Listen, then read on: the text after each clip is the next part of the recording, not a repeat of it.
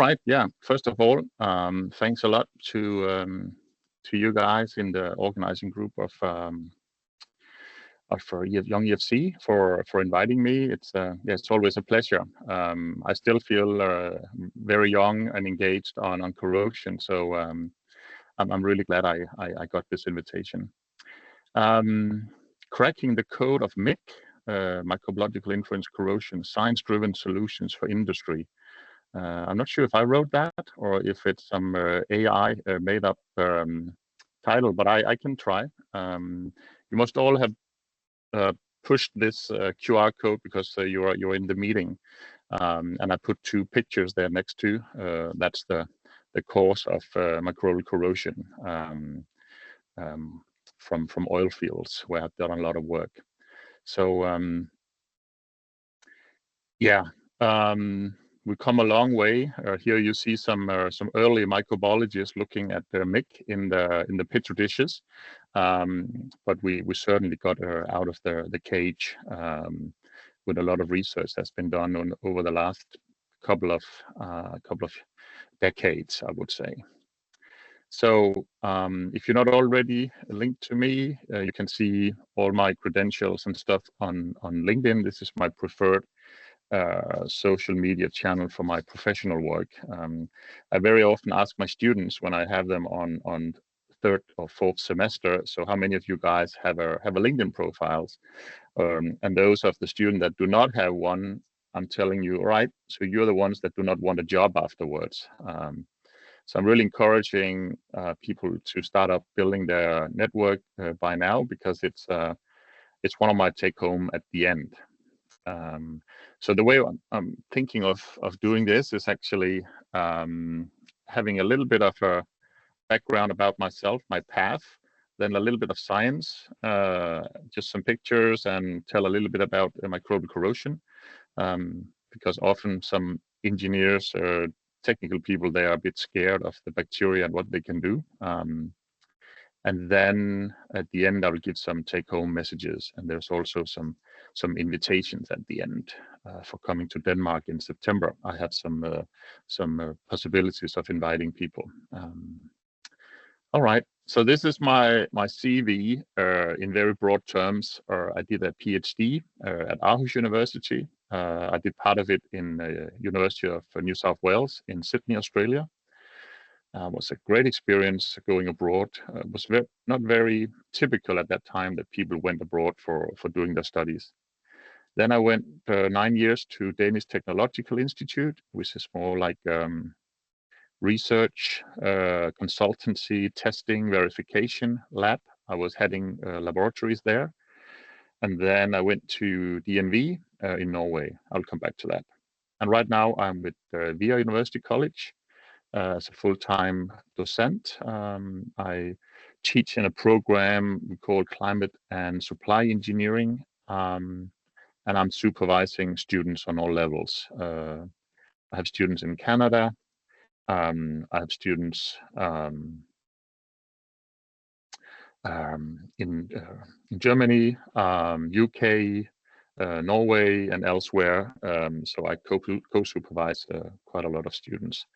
Yeah, and then I recently, maybe it's not so recently, set up my own company, Skovhus Bioconsult, just so that I'm able to do consultancy work on the side of my professional job as a professor. So last year, I'm just going to give a few snapshots. I got the AMP award, fellow award. It was a big thing. It's the most prestigious award you can get in the corrosion world, I think. So that was really a big achievement for me after working 25 years in the field of microbial corrosion. So we had a big party on that. And even the Danish news, they wrote that I got the award, and it was an Oscar in rust. So, like, you know, you get the Oscar movie award, but this was an Oscar in rust. So I thought that was quite funny. Let's wind back 25 years when I started my PhD in year 2000. actually, I wrote a piece with a professor at that time, and it says in Danish here, when bacteria speak, signaling system and signal confusing. It was kind of half popular piece, but it was about how bacteria, they communicate with each other and how they actually do a difference in biofilms. So I got very interested in this during my studies, and I asked my professor at that time, I would like to go to a lab somewhere, either in the United States or in Australia. Can you give me some advice on where to go, who to visit? And he pointed out two people I should contact, one in US and one in Australia. So I did study. At that time, you had to go to the library and you had to print out the articles and you had to read them, not PDF. So I scrolled everything these two professors had done, and I found this part on bacterial signaling very intriguing. So I wrote, after reading all these papers and books, a really nice letter to the guy in Sydney, a Swedish professor, Staffan Kellerberg. And that was kind of like an opening to going there. And he thought like, all right, this guy, he took all his time reading all my stuff. So I think that's another take home. Don't ever send out sort of mass distribution emails. Make sure you know what you want, and then ask the person that you want to work with very detailed questions after you've done a lot of preparation and studies. I think I got a couple of emails every week, and I can see that about people that wants to do work with me, and I can see that 100 other people have got that same email. So it's like the Nigerian money scam, where you just send it out to 1 million people and maybe one drop into the trap. Nothing bad about Nigeria whatsoever, but I think everybody knows about that. So that's another take home. Let's move on to the year after, 2001. In my PhD, I did a lot of other stuff, and actually I was drawn into the department head, and he asked me, so what's going on here? Are you doing your PhD or are you organizing a trip to NASA? And my supervisor was very helpful, and he helped me out of that trouble, because he said that Torben is doing very, very delicate research, but he's also organizing a field trip with all these kids to NASA to see a space shuttle launch. But when he come back, there will be 2 weeks of hard work, and then he will deliver his first manuscript. So my supervisor, he got me chased up in the corner, and I was very thankful, because that put some pressure on me.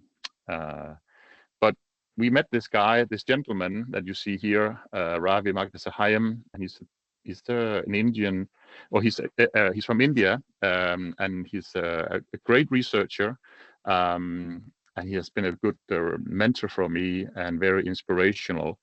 And he said to me when I met him 2 years earlier, come to NASA, come over and meet us. And we got a letter from the head of Kennedy Space Center, like a VIP tour, and we were out there with the astronauts and ambassadors, and we saw this shuttle launch, sending the Canadian arm to the International Space Station. So that was a dream tour, and I think my take home here is that you need to dream big to reach the stars. And maybe you don't reach the stars, maybe you only need to reach the moon, but if you dream big, you will end up big. So we had a fantastic time at Kennedy Space Center. After my PhD, I did some work with the Danish Technological Institute, and it was very much centric around oil and gas, corrosion in pipelines, souring in the reservoir, and fouling of biomaterial in the system. And the oil and gas industry, they have a lot of engineers, geologists, physicists, chemists, all kinds of people that know a lot of stuff about what they're doing. But at that time, 2005, they had hardly any microbiologist. So we had like an open field to play on, and we got a lot of really cool stuff done at that time. That leads me to DNV, where I spent 2 years in Norway. So actually, that's another take home. if you get the opportunity to move to another country, try and grab that opportunity because it can really stimulate your career. And in DNV, I was in the corrosion labs. I was doing a lot of corrosion management, and I was exposed to much more of the engineering world than I was at the DTI. I learned a lot about consultancy, business development, being in a commercial mindset. So it's really, really a great time. And I was the first microbiologist in DNV ever. So that was also interesting. I think now they have a handful of microbiologists at DNV. So we moved to Norway with the whole family, and we had a great time there. So now I'm with the VIA, which doesn't stand for anything. It's the Latin word from here to there, like we are on the way via. And I think VIA is a place where you are sort of progressing. You are from going from A to B. Here I do research and teaching, and here are some of my students out on a field trip. And they are sort of looking at all kind of liquids in pipe systems and also climate adaptation. So let me just do a little bit into the technical bits and pieces. It's not gonna be a long lecture, but people often encounter MIC in various ways, and I talked about the oil and gas industry. I'll come back to that in a minute. But you find microbial corrosion in sewers due to the production of hydrogen sulfide. And then there is a mechanism between two types of microorganisms that you can study books and papers about. But it's actually a symbiosis between two types of microorganisms, the sulfate-reducing bacteria and the sulfide-oxidizing bacteria. And when you have these two present, then you have an environment that could be potentially corrosive, and you have hydrogen sulfuric acid being produced that deteriorates the concrete. With drinking water, this is an old cast iron pipe that's 150 years old that we took out from a sewer system here from a drinking water system here in Denmark. And there's a lot of interesting things going on there, even small animals that are grassing on the biofilm and so on and so forth. That's a long story again, but corrosion is seen in drinking water systems. Oil and gas, we see that a lot. And this is one of my favorite slides. Wherever you have a red dot here in the infrastructure of oil and gas, you will potentially have a problem with microorganisms. And then there are the green dots here. That's where you could draw some benefits from microorganisms. So this is from a book that's more than 20 years old, actually. But there's been done a lot of research in oil and gas with the coupons and corrosion rates and so on and so forth. So just some pictures from oil and gas. I will jump to this one. This is a piece of pipe we got in from the North Sea in 2007. And they had it was carrying seawater, pressurized seawater for supporting the subsurface reservoir. And they suddenly got this crack of, say, 10, 15 centimeters long at the 6 o'clock position. And you can even see a lot of pitting that sticks around. So typical signature of MIC, but we did a lot of analysis on that. Fire sprinkler systems, we looked at a project in a hospital. So really, when you have a fire, you want water to come out of your sprinklers. And that can be a problem if the pipe doesn't work as you want it to. And here are some pictures from the internal, full of bacteria, slime, and so on. So these debris, they can go loose, and then they can clog the sprinkler system. So now a question to the audience, and you can put it in the chat if you like, or you can just sit and speculate and put it down on paper. So what does these industry systems have in common? I've shown drinking water, sewer system, oil and gas, sprinkler systems. What do they all have in common? and what will stimulate microbial influence corrosion. So you have 3 apples here, but they apparently have some differences, which is the color and also the shape and the size. Does anybody have an idea? So I'll disclose my answer here. So water is always needed, and you need to have a surface where the action can happen. Then you need nutrients, and that can be, like in the oil and gas, it can be the material itself, the metal, or it can be hydrocarbons from the oil. Electron acceptors. So what is that? We as humans, we breathe oxygen and then we exhale CO2. Bacteria, they have a wide range of resources for electron acceptors: sulfate, nitrate, manganese, iron, all kind of stuff they can use as their breathing component. Then we need optimal temperatures, not below freezing, and not above 120 degrees C. I think that's the world record for life. And then we need to have an optimal flow. So stagnant flow is really not a good thing. So dead lakes and places where you have low flow. So if you have these things, then you could potentially be in trouble. And you need, of course, a susceptible material as well.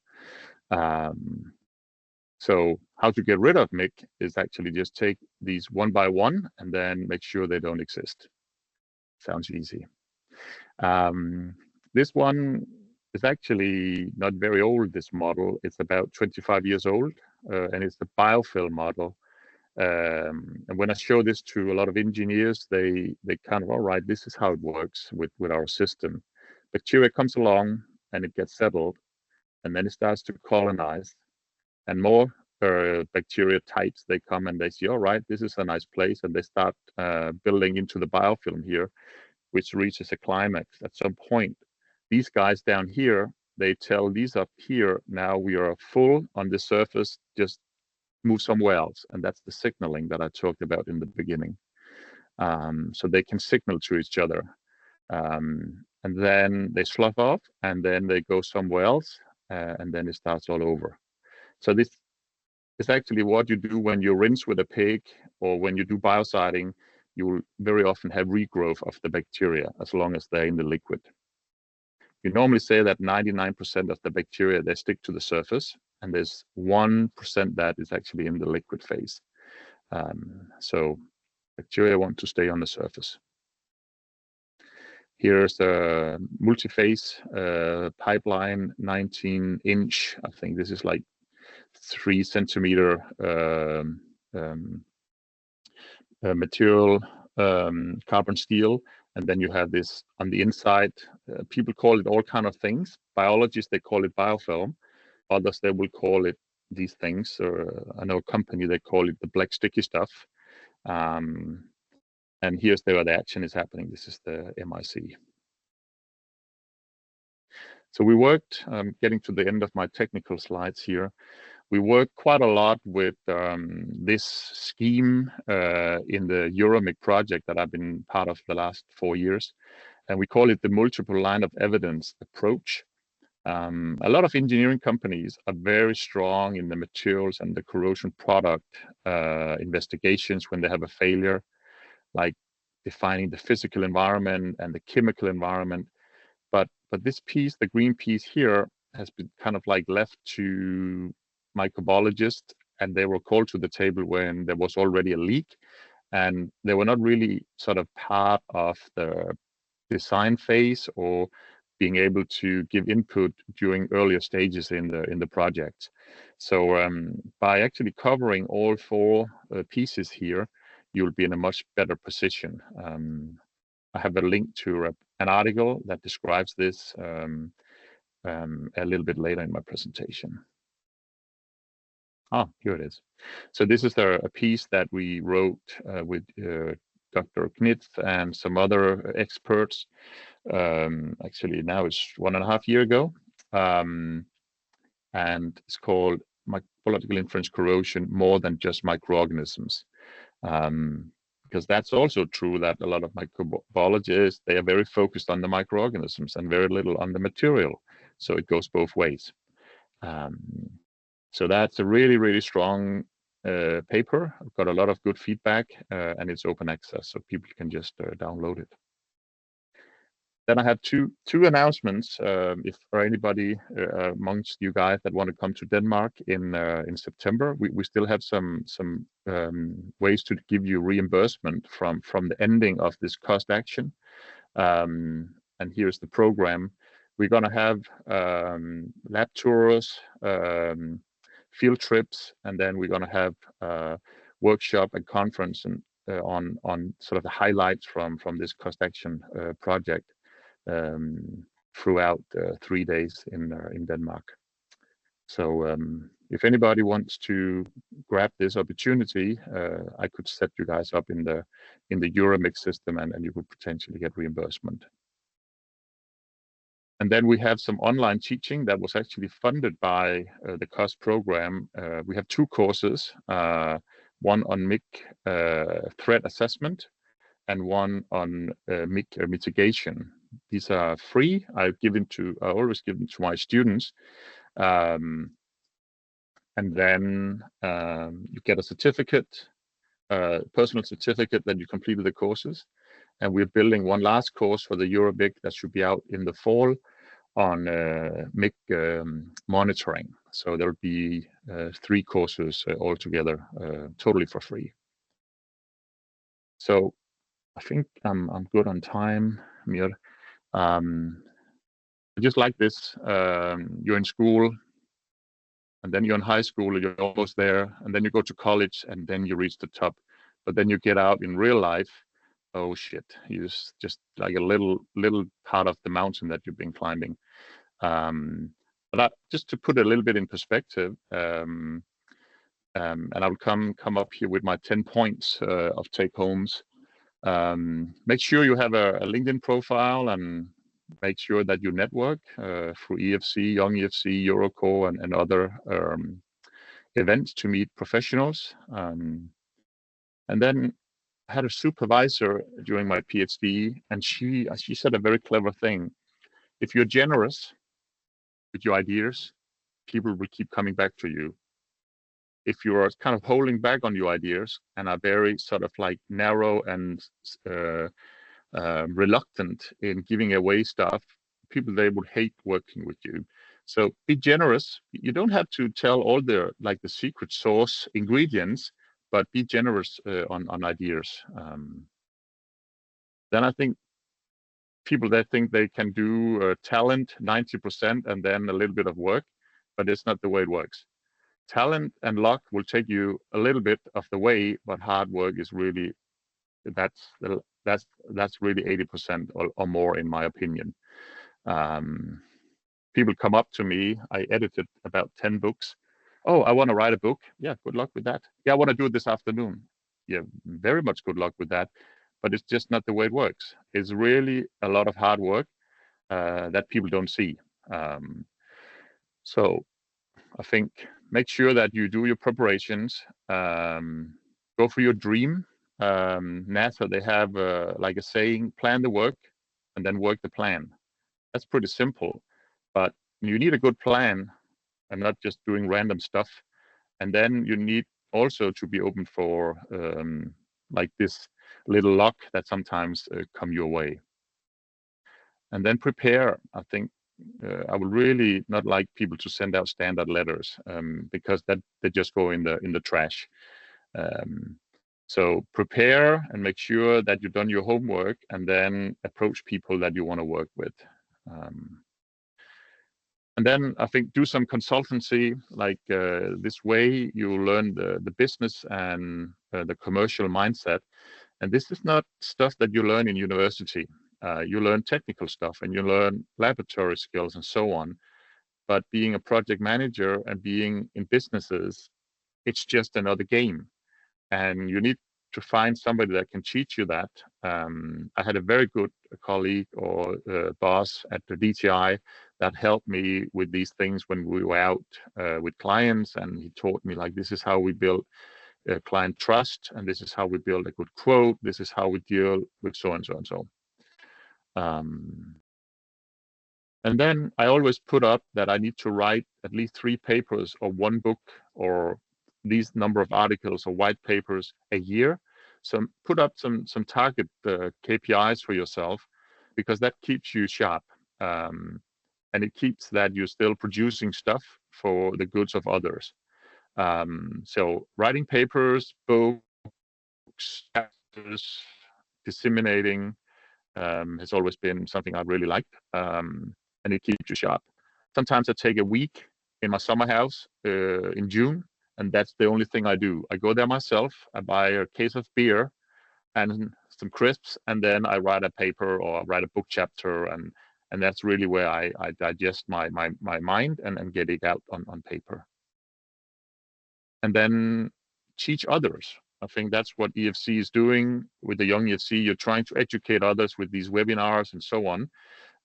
You might not do it right in the first part of your career, but then a bit later, but you actually get to a point where you are the expert, and then you need to bring it on to others. And that transition is very interesting, going from the student role to the teacher's role, and you'll get there sooner or later. So make sure that you think of that. And then now the mentoring, the coaching, being inspiration of the next generation. Try and have a mindset where you give more than you take. Sounds pretty tough, all of this, but make sure you have fun while you do the above. Like when you go to a conference, nobody asks you to like do a little bit of like seeing the place you are and so on. You could easily be dragged into a lot of work, but make sure you have a balance in life and also have fun. I think that's getting close to my end slide. This is from New Orleans in a submarine museum last year, where we had the conference dinner, and Jason Lee, my good friend here from US Navy, and myself, we got the AMP award. And yeah, I'll be up for questions.